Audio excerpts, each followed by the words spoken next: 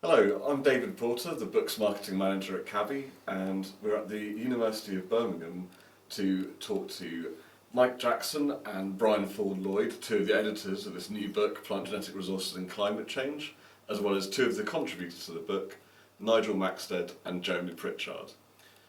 20 years ago, Mike and Brian edited another book called Plant Genetic Resources and Climate Change, and we're here to talk a little bit about what's changed in the field and what issues are currently being faced. So thanks very much for agreeing to talk to us today about the new book, Plant Genetic Resources and Climate Change. Can you tell us a little about the impact of your book written back in 1990? Well, it was interesting when we started thinking about this whole topic, what's that, 2 decades ago. Here in what was then the School of Biological Sciences at the University of Birmingham, we had developed a series of mini workshops, and at about that time, it would be 89, wasn't it, Brian? That climate change had started to appear on the scene, as it were, and we started thinking about how genetic resources might be impacted by climate change and how we might start to use them to breed better adapted crops. I suppose in one sense, the impact of the book wasn't as dramatic as we had hoped, although the print run did sell out, because I think at that time, at the end of the 1980s, there was considerably more scepticism about climate change than there is today. But I think what was important is that some very important messages came out that we've been able to build on in the subsequent two decades. How do you think this might differ with this new book and the reaction in that case? I think Brian could... Yes, I think that can be encompassed in sort of 3 areas really. The first is that of course now we know much more clearly what we expect climate change to be. Namely, it's pretty firm now that there is going to be an increase in temperature of between 1.5 and 4.5 degrees centigrade by the end of the century, possibly up to 6. We weren't by any means as certain as that 20 years ago. The second area is that there is now a big difference in terms of what technologies we can apply both to the conservation of plant genetic resources and to their use. So the technology has moved on hugely.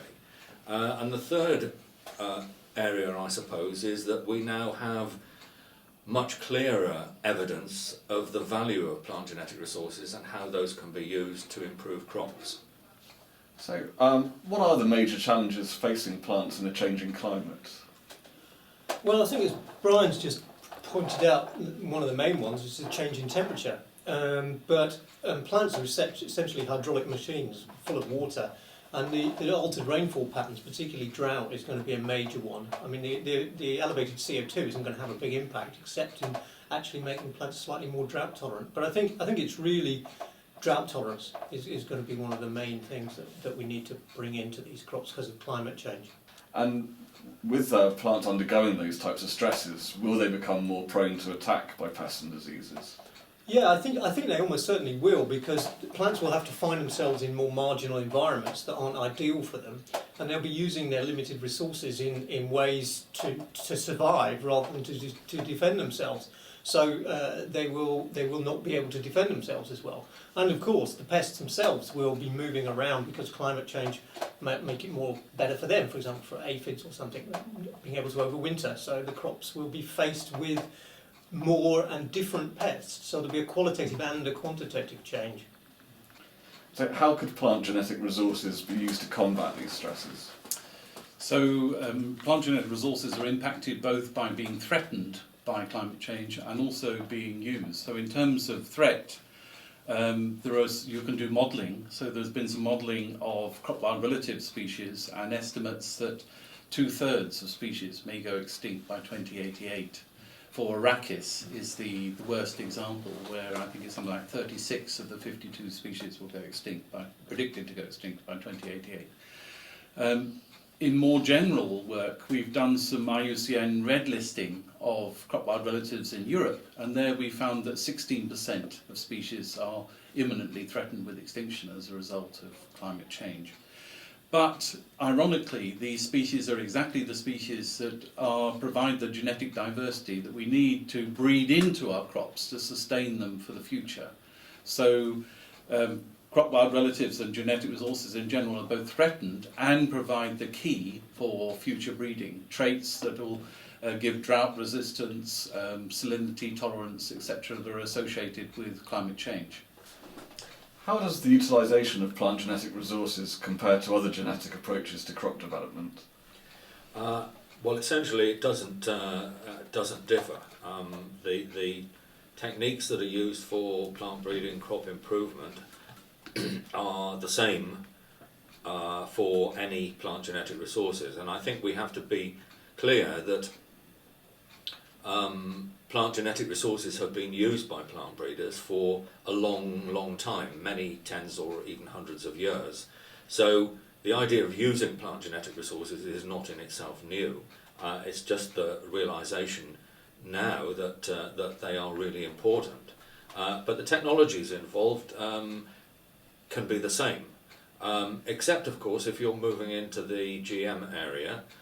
Genetic modification is obviously relatively new and does allow for the use of genetic resources in ways that weren't available pre-GM. But nevertheless, the plant breeding process is by and large the same. And I think it needs to be appreciated that, and it's not something that is appreciated very often, that plant breeding is a long process. So for going from your base starting material to breeding a new variety can take anywhere between 10 and 20 years, depending upon the crop, which is a long time. So the technological message there is that GM just speeds up that process and cuts off a few years in that process of developing a new variety. If I might just add a little point on the end there, though, I mean, one of the big difficulties of the GM approach, as we've seen in Europe and unfortunately in many other parts of the world, it's the regulatory framework that is taking such a long time to establish, and the acceptability, as we've seen just recently with the trashing of a GM rice field trial in the southern Philippines. But that regulatory process can take a decade or more. So although on the one hand GM will speed things up, there have been significant delays to the improvement of very important food crops. One point that Brian made is that understanding better what these genetic resources contain is highlighted in one of the chapters in our book by Kenneth McNally from the International Rice Research Institute, who has shown in a very comprehensive review how new molecular approaches are beginning to identify or being used to identify and understand better the basis of genetic variation between plants, in plants, and what some of the physiological responses are linked to particular genes. And of course, that's something that we when we published the book 20 years ago, we had no knowledge or no expectation perhaps of, and today these approaches are helping us to understand much better what genetic resources are and how they might be deployed even more efficiently. So we've said that one of the differences between the book 20 years ago and the book now is that technologies have moved on substantially. And I should make the point that that's not just GM technologies. There are other molecular technologies which are nothing to do with GM, but which allow us to identify genes and where they are in very diverse germplasm. So it makes that process much more easy to get at the genes of interest. I suppose in a sense you could say that the new technologies have made the genetic resources even more valuable. Can you tell us a bit more about the flood-tolerant rice varieties as featured on the front cover of the book? The development of these flood-tolerant varieties, known as sub-1 varieties, perhaps one of the most exciting developments in the use of genetic resources in recent years. Here on the cover, we've used this photograph of rice growing in the Philippines in a field trial, and it shows a number of varieties that have got a gene that gives tolerance to stagnant flooding, and the same varieties without that gene, and they haven't really survived. And in these plots, the varieties or seeds were sown at the same time. They were grown to about this sort of height, and then they were submerged for up to 20 days. And as you can see, these dark green varieties are thriving. They're even flowering, producing grain, and without the gene, they're really struggling to survive.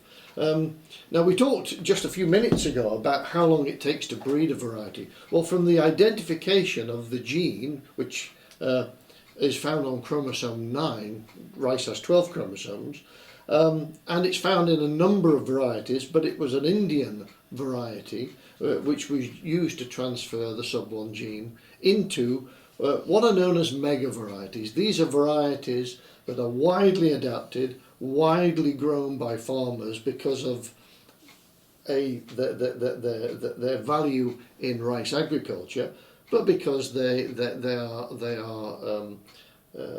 preferred by those who depend on rice several times a day.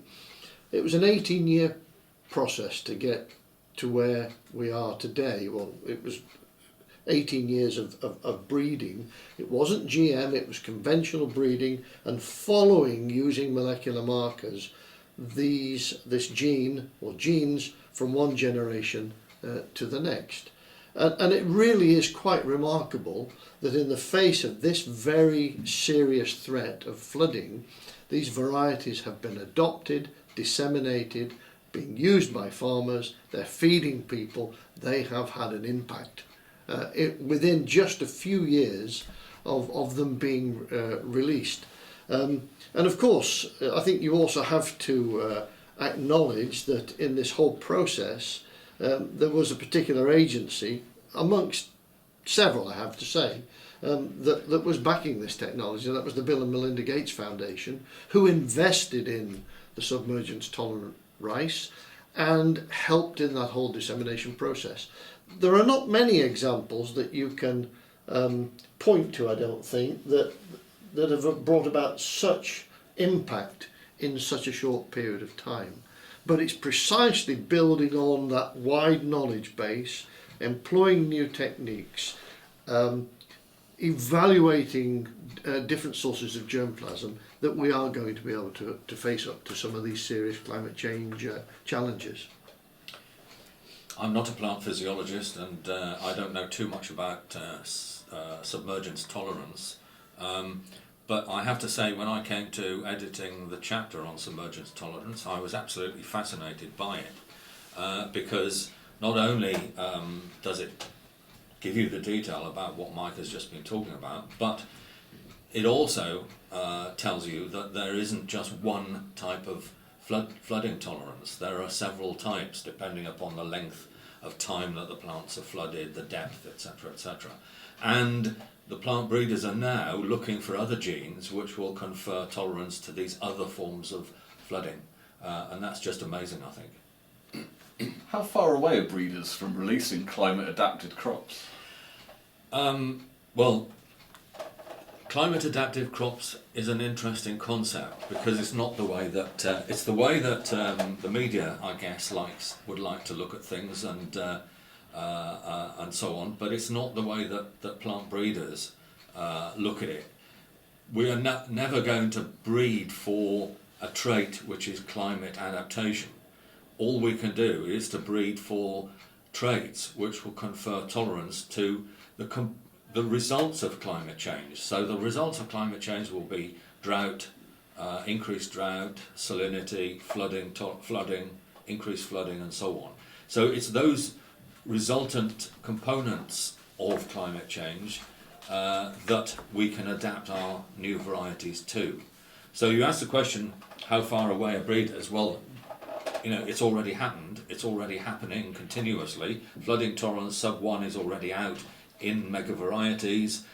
Breeders are now looking for other genes for the other types of flooding tolerance.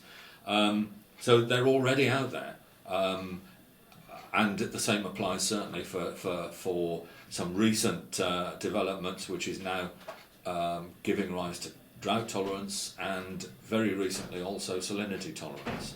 So we're going, you know, in the right direction. It's already happening.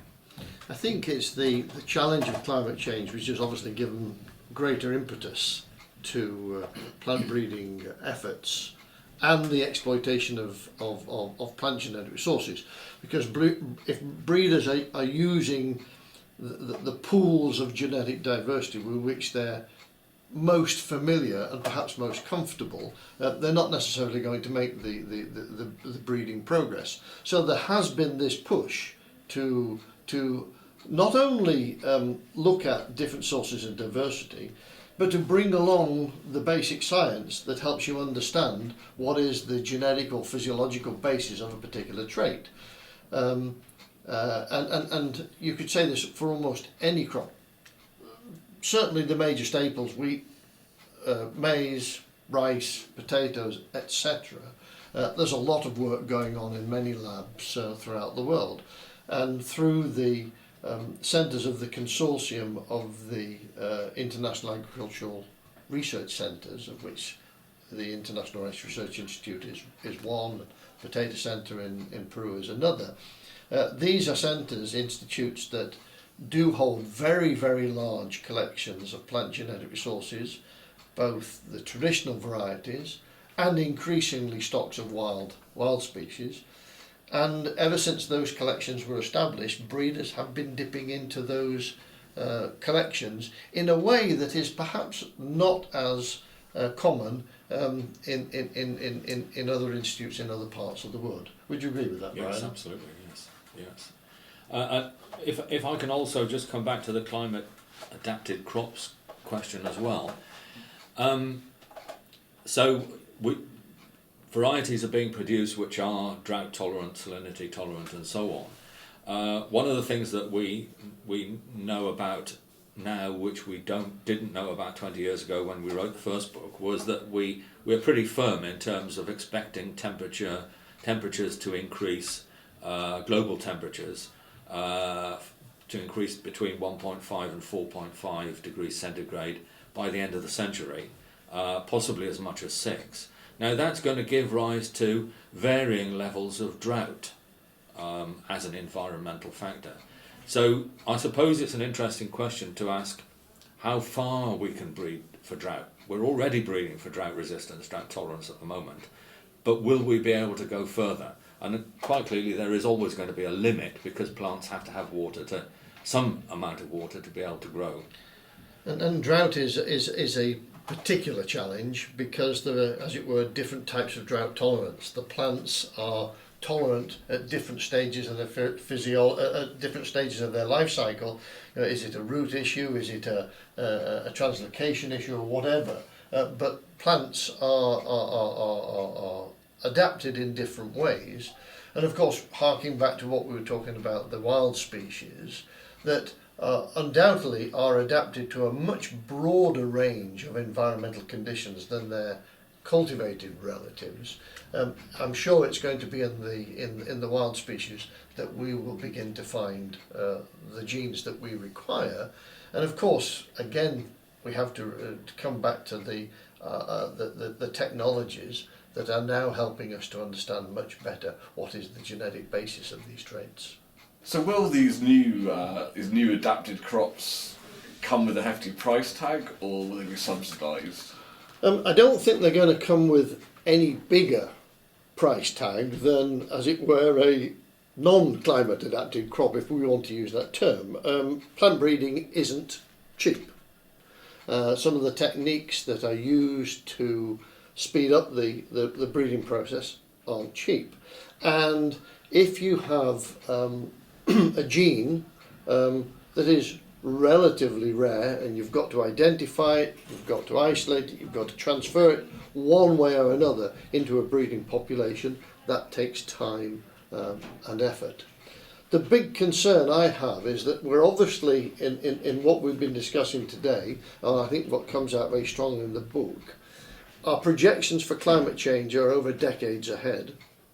And so we've got to be thinking in tailoring the plant breeding efforts, the use of genetic resources over decades.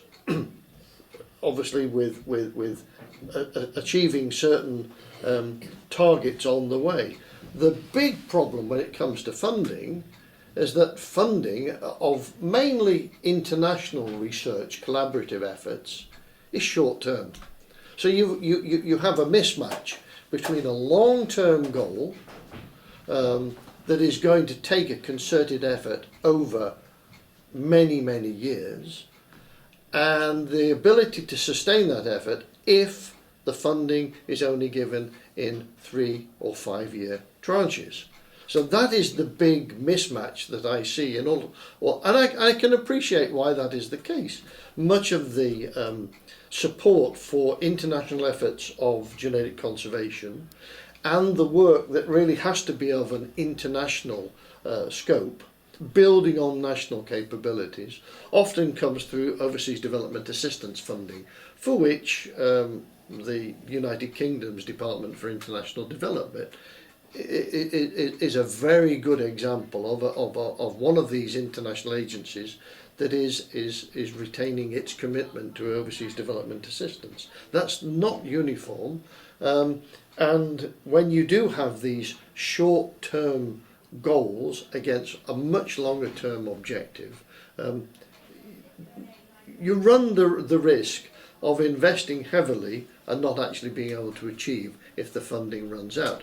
That's why I think it's been very important in very recent years to have received funding from, for example, the Bill and Melinda Gates Foundation, because they have been able to finance these efforts at an appropriate level and are committed. They're committed to make a difference, and I think this is what is important about these sorts of efforts. You've got people involved who are committed to make a difference, and we're now attracting the scientists in with all the latest skills to work alongside the breeders to make sure that those goals can be achieved.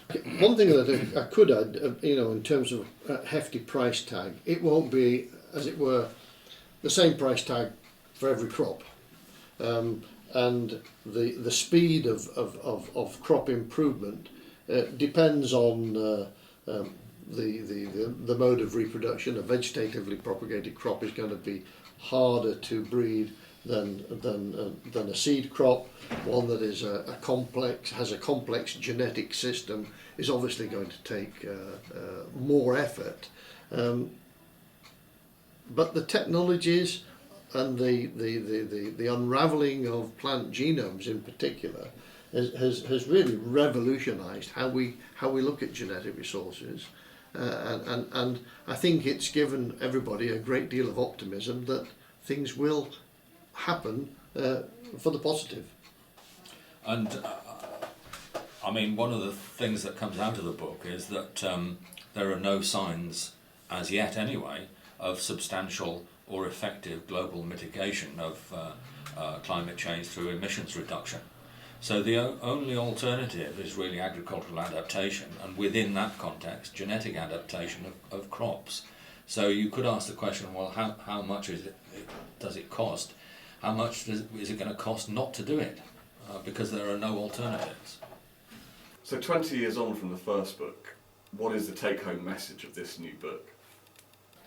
Well, for me, I would say optimism. I mean, in putting together this edited volume with my two co-editors, Brian and Martin Parry, we've read a lot of the latest thinking about how climate is going to change, how it's going to affect different parts of the world in different ways. are more clear about the directions of climate change and therefore what the targets to shoot at are going to be. There are concerns that in some areas, and maybe Brian can highlight one or two of those in a moment, some issues that are not all good news, but I think the take-home message is that we are building on a long period of crop improvement that has been moving in the right direction, and now that we have better access to genetic resources, providing that nations are willing to exchange the material between them, and you have to say in that context, thank goodness for the international systems of international agricultural research, that the material is being used and it's being understood better and is already making an impact and feeding people. It is reducing food, the use of genetic resources. In the case of the sub-1 gene in the flood-tolerant varieties, is reducing food insecurity, and I think that is a very important message to take home. And I think that positive message comes out very strongly in Bob Ziegler's chapter. On the other hand, looking at Nigel Maxted's chapter on conservation, I don't think the picture is quite as rosy. So from the point of view of being able to exploit genetic resources and so on, it's a very, very good picture. Improving varieties is happening and is going to continue to happen. But what about the resources and their availability in 20 or 30 years' time? Very different situation. So one of the things that comes out of the book is that relatively few wild species, crop wild relatives, are conserved in gene banks, something like only 9%. Which is a worryingly small figure. There are even fewer that are conserved in natural reserves. Now, having said that, it's probably worthwhile just pointing out that the two major forms of conservation of genetic resources are ex situ in gene banks, predominantly, in situ in natural reserves, or on farm in terms of land races. So it's not a great picture in terms of crop wild relatives, and we know that they are valuable, have been valuable, and will continue to be valuable in the future for crop improvement. So what are we going to do about it? There is another angle to it as well, particularly in terms of in situ conservation in natural reserves of crop wild relatives.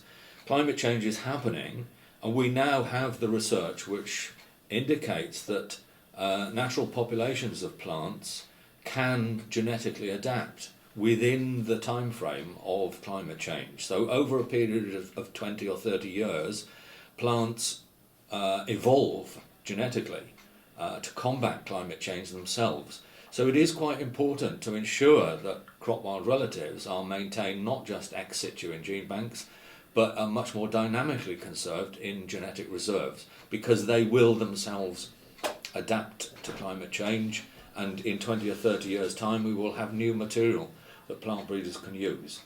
It's ironic, and it's a point that Brian and myself raised in yet another book that we published in the mid-1980s on plant genetic resources, their conservation and use. And I think almost the first page of the first chapter was about, in the public's eye, it's the conservation of whales, the conservation of pandas, that grabs the attention. How many television programs have you seen recently or ever that has highlighted the need for the conservation of crop wild relatives, for example? How many people in the general public understand what plant breeding is all about, and how this diversity that farmers have nurtured for generations is fundamentally important to the survival of society? Anything that our book can do to change that perception is all to the good, because without that public support, that we always run the risk that the financial support that is required for the sort of research needed to face the challenge of climate change will not continue, and some of the achievements that we are optimistic about, looking at the situation at this point in time, just might not take place.